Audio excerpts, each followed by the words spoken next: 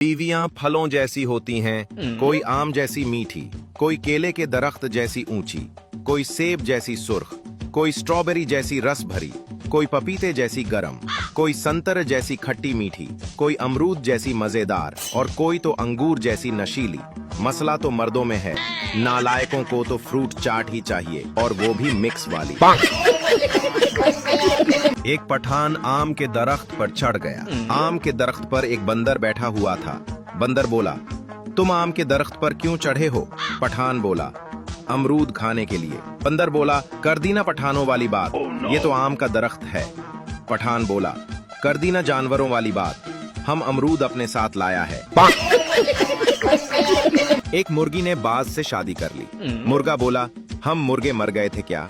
मुर्गी बोली, नहीं, मैं तो तुमसे शादी करना चाहती थी, मगर माँ बाप की ख्वाहिश थी कि लड़का एयरफोर्स में हो।